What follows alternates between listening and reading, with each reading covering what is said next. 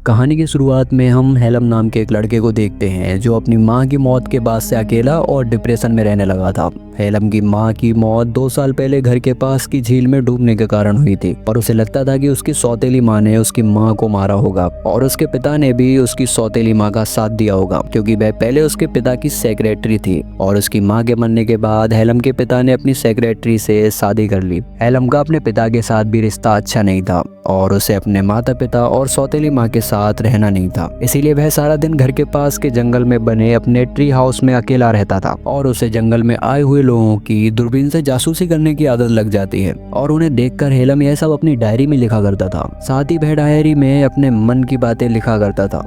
एक दिन हेलम की सौतेली माँ उसकी डायरी पढ़ लेती है जिसमें उसने दूसरे लोगों के बारे में लिखा होता है जिन पर वह नजर रखता था। साथ ही उसने अपनी सौतेली माँ की खूबसूरती की भी तारीफ की होती है। यह सब पढ़कर हेलम की सौतेली माँ उसके ट्री हाउस में जाकर उसे सेड्यूस करती है। हेलम भी खुद को रोक नहीं पाता। दोनों क्लोज हो जाते हैं जिसके बाद हेलम की सौतेली माँ उसे ब्लैकमेल करके उसे दूसरे शहर भेज देती है ताकि हेलम अपने पिता को उसके खिलाफ फड़काकर उनके बीच दूरी पैदा ना कर पाए। इसके बाद हेलम अकेले एक अनजान शहर में आ जाता है पर उसके पास ना तो कोई खाने का ठिकाना था और ना ही उसके पास पैसा था। साथ ही हेलम के पास ना ही रहने के लिए कोई जगह होती है, इसीलिए उसे एक बिल्डिंग की छत पर खाली पेट रात गुजारनी पड़ती है। अगली सुबह हेलम को सड़क पर एक महिला दिखाई देती है जिसका नाम कैट होता है। कैट हेलम की मरी हुई माँ से काफी मिलती जुलती होती है। उसका चेहरा देखकर हेलम को तो पहली नजर में यही लगता है कि यह उसकी माँ है, लेकिन हेलम कैट का पीछा करता है और उसे होटल में जाते हुए देखता है। उसके पीछे हेलम भी चला जाता है। उसे पता चलता है कि कैट होटल में मैनेजर है।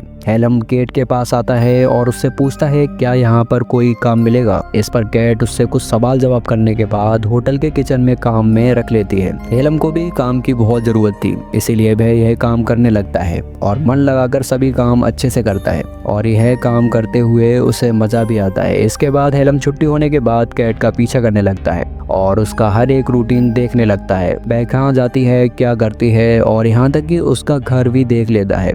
हेलम यह सब इसीलिए कर रहा होता है क्योंकि कैट उसे अच्छी लगने लगी थी। एक दिन कैट जब काम पर नहीं आती और बाहर गई होती है तब हेलम कैट के घर के अंदर चला जाता है। वो जब खिड़की के बाहर देखता है तो उसे क्लॉक टावर दिखाई देता है। उसे लगता है कि कैट का घर सामने के क्लॉक टावर से अच्छे से दिखाई देगा और क्लॉक टावर के नीचे ही हेलम काम करता था। तब कैट कमरे में आ जाती है, इसीलिए हेलम खिड़की से घर की छत पर चला जाता है और कैट की छत पर लगे शीशे के रोशनदान के माध्यम से गेट पर जासूसी करना शुरू कर देता है। हेलम जो पहले होटल के एक छोटे से कमरे में सोता था वो अगले ही दिन क्लॉक टावर के कमरे में अपना घर बना लेता है जहाँ कोई आता जाता नहीं है क्योंकि यहाँ वह दूरबीन की मदद से कैट के ऊपर अच्छे से नजर रख सकता था। इसके बाद से हेलम रोज कैट के कमरे में दूरबीन की मदद से झांकता रहता था और उसे डांस करते हुए और काम करते हुए देखता। एक दिन जब हेलम क्लॉक टावर से कैट पर नजर रखा होता है तब वो देखता है कि कैट के घर पर उसके होटल का सीनियर आया है। अब वो दोनों मस्ती कर रहे हैं। अगले दिन जब हेलम क्लॉक टावर पर जाने के लिए सीढ़ियों का इस्तेमाल कर रहा होता है तब वही होटल का सीनियर जो कल रात कैट के साथ था उसे रोककर गुस्से में कहता है ऊपर तुम नहीं जा सकते, वहाँ से सिर्फ सीनियर स्टाफ ही जा सकते हैं। इसके बाद जब हेलम किचन में काम कर रहा होता है तब उसके पास कैट आती है और पूछती है तुम्हें यह काम कैसा लग रहा है। इस पर हेलम कहता है कि वो अपने काम को एंजॉय कर रहा है। यह सुनकर कैट को भी अच्छा लगता है। रात में जब हेलम कैट को देखने के लिए उसके घर की छत पर होता है और रोशनदान से कैट को देख रहा होता है तब वो देखता है कि कैट अपने सीनियर के साथ होती है। हेलम छुपकर उन्हें देखता है और उन्हें उनकी बातचीत से पता चलता है कि उसका सीनियर शादीशुदा है और उसके 2 बच्चे भी हैं, यानी कि उसका और कैट का अफेयर चल रहा है। यह जानकर हेलम को बहुत बुरा लगता है। इसके बाद हेलम क्लॉक टावर में आ जाता है जहाँ वह सबसे छुप कर रहता है। कैट और अपने सीनियर को देखकर उसे अपनी माँ की याद आ जाती है। उसे लगता है कि उसके पिता और सौतेली माँ का बहुत पहले से अफेयर चल रहा था। जब उसकी माँ को इसके बारे में पता चला तो वह सौतेली माँ से मिलने गई होगी और तभी सौतेली माँ ने उसकी माँ को मार दिया होगा ताकि वह उसके पिता के साथ अच्छे से रह सके। यहाँ पर हेलम को अब लगने लगा था कि उसकी सौतेली माँ और उसके पिता ने मिलकर उसकी माँ को मारा होगा। इसीलिए हेलम पुलिस स्टेशन आ जाता है और अपनी सौतेली माँ पर उसकी माँ की हत्या का आरोप लगाकर केस दर्ज कर देता है और ऑफिसर से कहता है कि उसके पिता भी उसका साथ नहीं दे रहे हैं। अगले दिन केट हेलम को ऑफिस में बुलाती है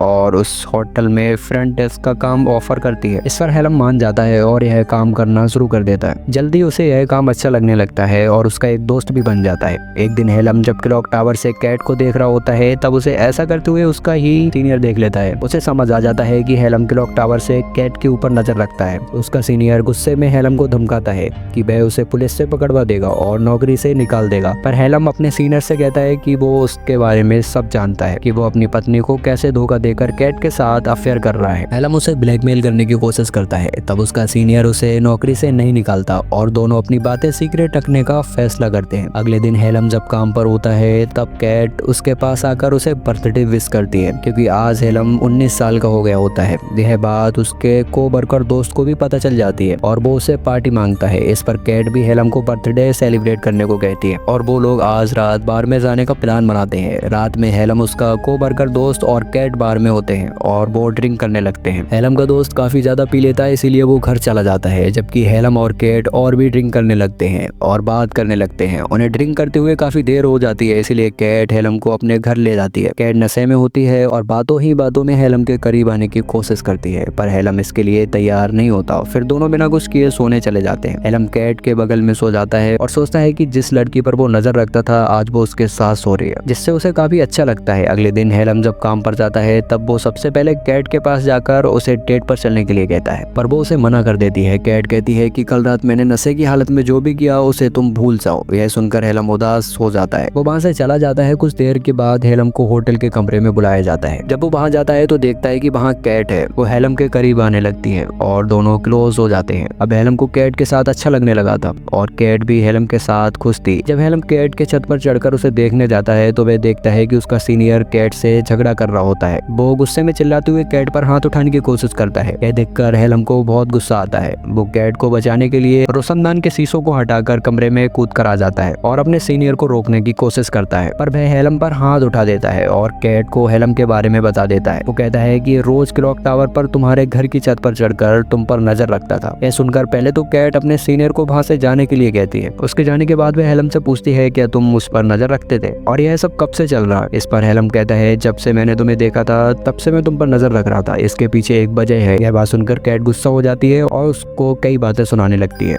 वो उसे वहां से चले जाने के लिए कहती है और साथ ही उसे काम से निकाल देती है। अगले दिन कैट जब काम से घर आ रही होती है तब वह होटल के बाहर हेलम को बैठा हुआ देखती है। उसे उस पर तरस आ जाता है, इसीलिए वो उसे अपने घर लेकर आ जाती है। फिर कैट जब हेलम से पूछती है आखिर तुम मुझ पर नजर क्यों रख रहे थे। इस पर हेलम कहता है कि मेरी माँ की 2 साल पहले मृत्यु हो गई थी, जिससे मैं टूट गया था। मैं अपनी माँ से बहुत प्यार करता था, जिस वजह से मैं कभी भी इस हादसे से उभर नहीं पाया। हेलम कहता है मेरी माँ के मरने के बाद मेरे पिता ने दूसरी शादी कर ली, पर मैं अपनी सौतेली माँ से नफरत करता हूँ और मैं घर में ना रहकर पास के जंगल में बने ट्री हाउस में रहने लगा, जहाँ से मैं लोगों पर दूरबीन से नजर रखने लगा। समय के साथ यह मेरी आदत बन गई, लेकिन जब मैं शहर में आया तब मैंने तुम्हें देखा। हेलम आगे बताता है कि मेरी माँ की शक्ल तुमसे मिलती है और तुम्हें देखने पर मुझे मेरी माँ की याद आती है, इसीलिए वह उस पर नजर रखने लगा था। यह सुनकर कैट को हेलम के लिए काफी बुरा लगता है। इसके बाद कैट हेलम की माँ की ड्रेस पहनती है, जिसे हेलम अपने साथ लाया था। जब हेलम उसे अपनी माँ की ड्रेस में देखता है तो वह अपनी माँ को याद करते हुए रोने लगता है। तब कैट उसे संभालती है। अगले दिन हेलम जब काम पर जाता है तब उसे पता चलता है कि उसके पेरेंट्स उससे मिलने आए हैं, जिन्हें उसका पता पुलिस स्टेशन से मिला, क्योंकि उसने अपनी सौतेली माँ के खिलाफ केस किया था। पर कोई भी सबूत न होने के कारण उसकी सौतेली माँ के खिलाफ कोई एक्शन नहीं होता है। यहाँ हेलम के पिता उससे कहते हैं कि उन्होंने बहुत ज्यादा कर्ज लिया है और उन्हें अपनी कुछ जमीन को बेचना होगा ताकि वह लोन चुका सके। के लिए वह हेलम को वसीयत पर साइन करने को कहता है, जो मरने से पहले उसकी माँ उसके नाम कर गई। यहाँ हेलम को डर लगता है कि इसके सबके पीछे उसकी सौतेली माँ का हाथ है, इसीलिए वह साइन करने से मना कर देता है। तब उसकी सौतेली माँ उसे बुरा भला कहने लगती है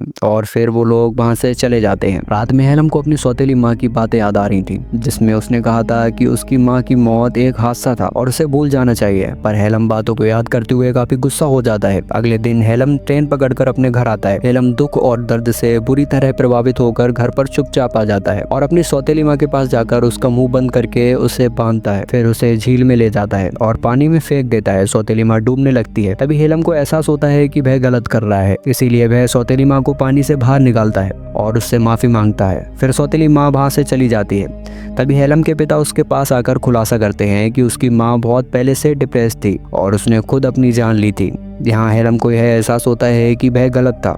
अपने पिता से अपने बर्ताव के लिए वह माफ़ी मांगता है और फिर हेलम ट्रेन पकड़कर कैट के पास आता है, पर वह उससे मिलने से मना कर देती है। वह कहती है कि उसका रिश्ता कभी भी किसी के साथ अच्छा नहीं रहा है, इसीलिए अभी वह किसी के साथ रिश्ते में आना नहीं चाहती। कैट हेलम को यह कहते हुए वापस भेज देती है कि वह अभी छोटा है, अगर तुम मेरे साथ आगे रिश्ता रखना चाहते हो तो तुम कुछ साल बाद आना। इसके बाद हेलम यहाँ से चला जाता है और सड़क पर चलते हुए चेहरे पर मुस्कान लिए मन ही मन सोचता है कि एक दिन वह कैट से जरूर मिलेगा। और इसी के साथ मूवी खत्म हो जाती है। अगर आप लोगों को वीडियो अच्छी लगी तो वीडियो को लाइक शेयर कीजिए और चैनल को सब्सक्राइब करके बेल आइकन प्रेस कीजिए, जिससे हमारी आने वाली वीडियोस आपको मिल सके। तो मिलते हैं अगली वीडियो में, तब तक के लिए बाय बाय।